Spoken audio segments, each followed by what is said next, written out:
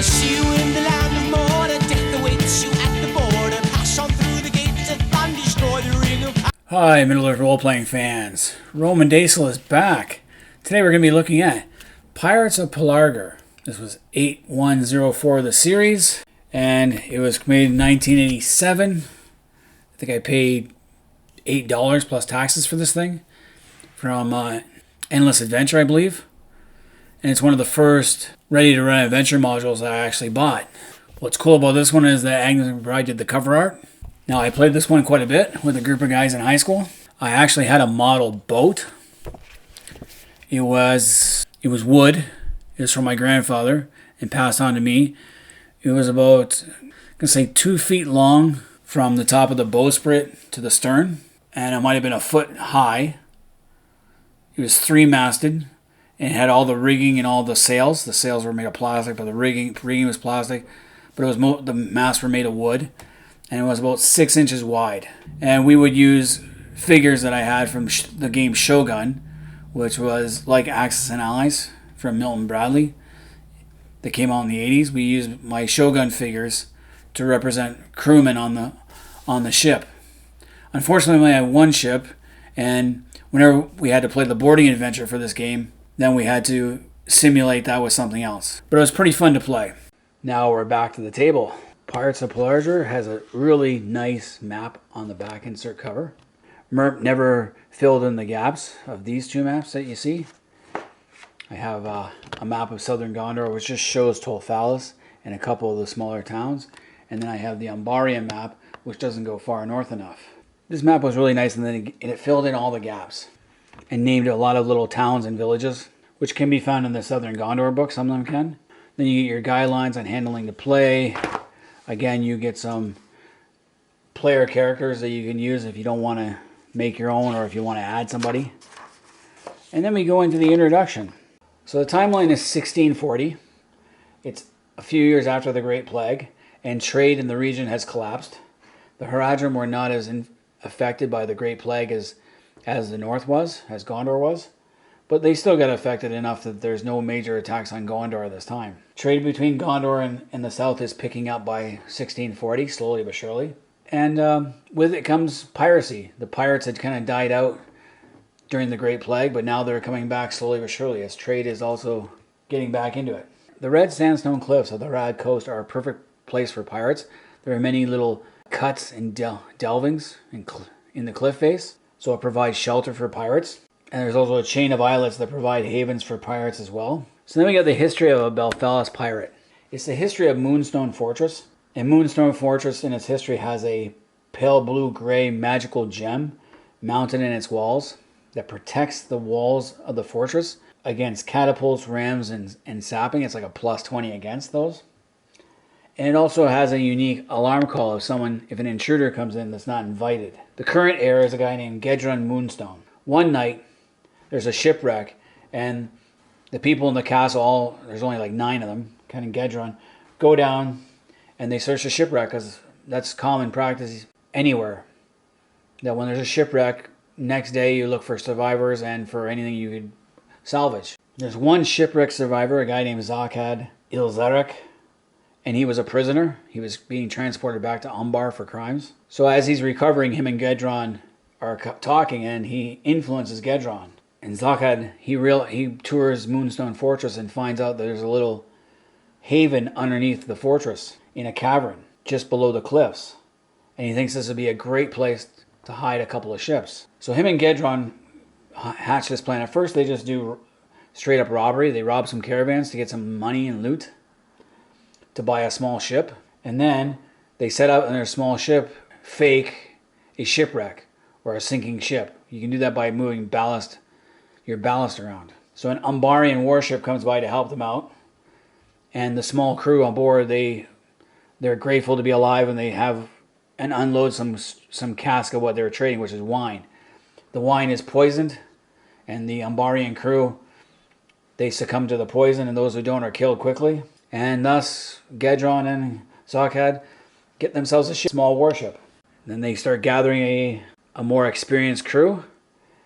And the general rule of thumb is that the smaller ship, the Bay Eaglet, will scout out for potential prey, while the bigger ship, the Master Seawolf, will swoop down, grapple it, and then they'll board.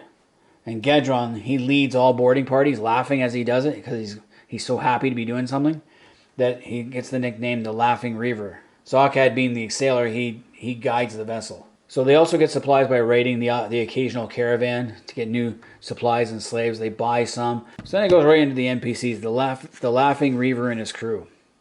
So we got Gedron Moonstone, the Reaver. He's only 27 years old. Quite handsome, tall and handsome. So the girls like him. He's become quite bloodthirsty. He loves slaughter. And his laughter is more maniacal than he gives his principal items. Then you got Zokhad Zarak, who's 60 years old, but he's a black Numenorian.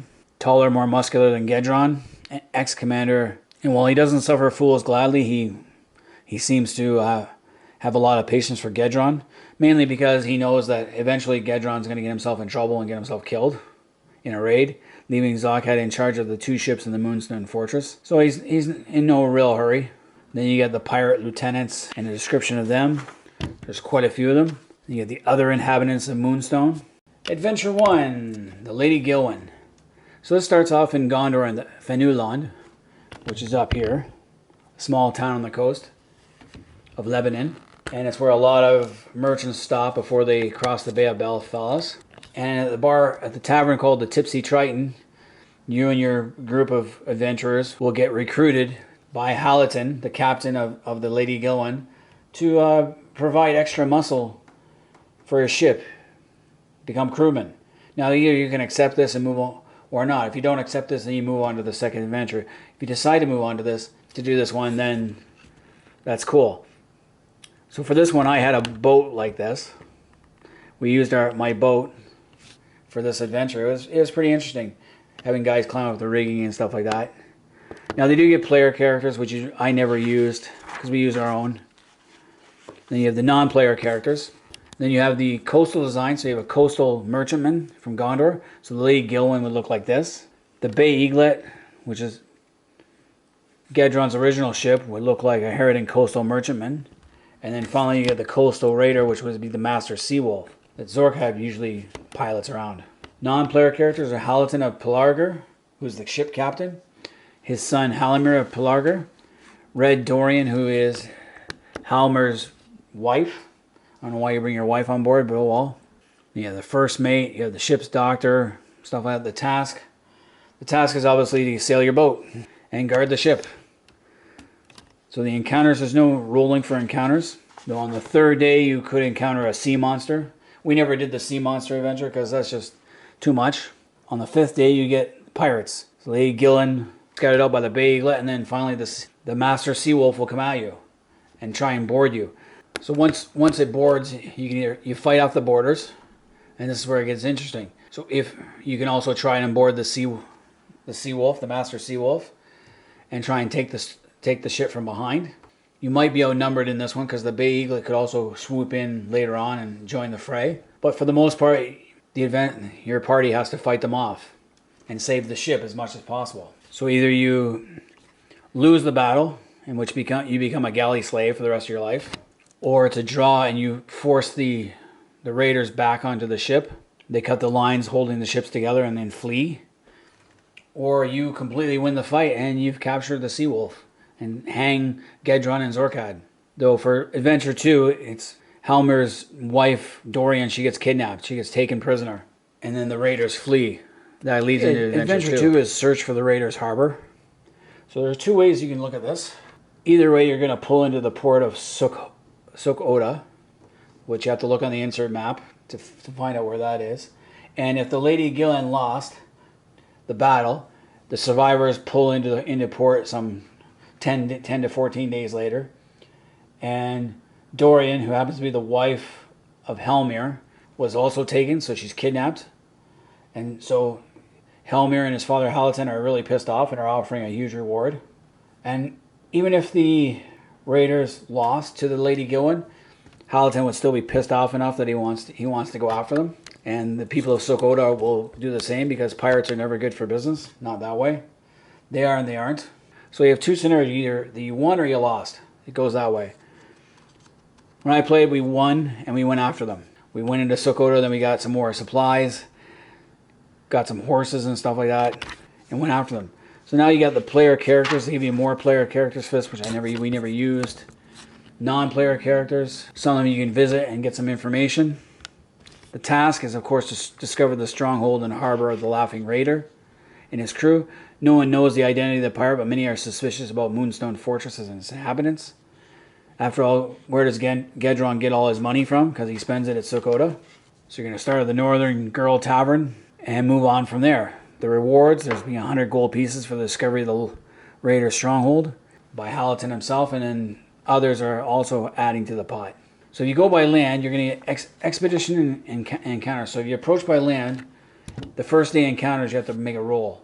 And there's various things if you roll certain numbers. Usually anything under 81, from 0 to 100, so 2 10-sided dice, nothing's going to happen. After that, some stuff will happen. So that's the first day. Then there's night encounters.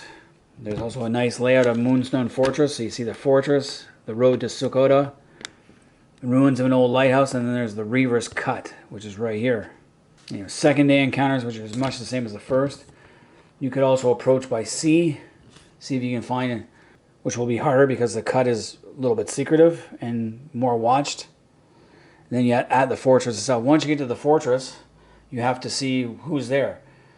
Any survivors from the fight on the Lady Gillian might identify Gedron as he rides out a couple of times. And you just scout out the area. It's basically a scouting mission at this point. Alright, the last adventure is Adventure 3, Into the Moonstone Fortress. So after your scouting mission, you go back, you tell them what you saw. You can get more men or come up with a plan. Our plan was we posed as merchants going from Sokoto down the coast. We were a caravan looking for shelter at Moonstone Fortress. Because you got to remember that the Moonstone itself protects the fortress. So we had to sneak. You can't just sneak in, you got to get invited in. So that was the plan we came up with. Let's just pose as a caravan. So they give you more player characters that we never used. Approach the fortress, the Moonstone Fortress layouts. Encounters, again, you're going to have to encounter stuff again on the way there. Then it gives the actual front view of the fortress. It's pretty impressive, the fortress is. And it gives a description of the gatehouse and the outer ward and towers. It also depends on how many guys are actually in the fortress, because the Gedron and Zorkat could also be out of town with most of the inhabitants of the castle. But you want to catch Gedron when he's there so you get invited in. So that's the other challenge. So we got guardhouses, bedrooms, the ground level layout of the fortress, stables, surroundings, upper level of the wall towers, upper level of the gatehouse guards. So there's a lot of good descriptions in here. I'm not going to go through every description. It just takes a long time. And there's more descriptions. The upper level of the corner towers, great house, halls, private dinings, bedrooms, upper levels of the gatehouse, the upper level of the great house. Zorkad's room is one of the ones you definitely want to look at. Has all sorts of stuff. And then Gedron and Nuna's sitting room. Nuna is his current mistress. And it's got a bedroom and all sorts of fun stuff inside it. Then you go over to the lower halls of the Moonstone Fortress. So it has a prison level, steps, chimney tunnel, and then a slave cell. Armory is down there, corridor, and the secret tunnel. It's got a secret council room, pantries, sculleries, wine cellar, coal room. There's going to be a secret harbor layout. So there's an entrance to the harbor. The secret harbor level, you got the dead end cut, the Reaver's Cut, secret harbor, caverns, storerooms. Now, there's a lot of descriptions here that make it. And finally, you have the layout itself. The slave cells are J to M. N is a staircase, stairwells. Purification room is P, okay. A is a dead end cut, B is a dead end cut, C is the Reaver's Cut, and D is a dead end cut.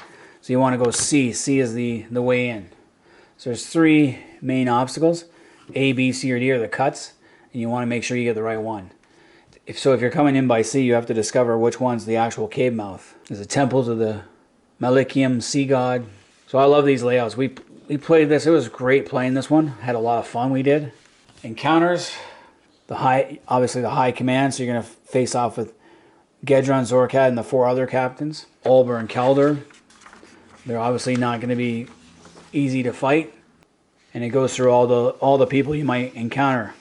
Dangerous obstacles, obviously the pirates, the pirate lads, Zorkai, Gedron, and Kaldor, the Moonstone itself, traps and snares. Then finally you get a beast table and the NPC table. A lot of NPCs in this one, as well as a local bandit tribe. And finally you get another map at the very back, Harnondat area. Alright, so that is Pirates of Pelargir.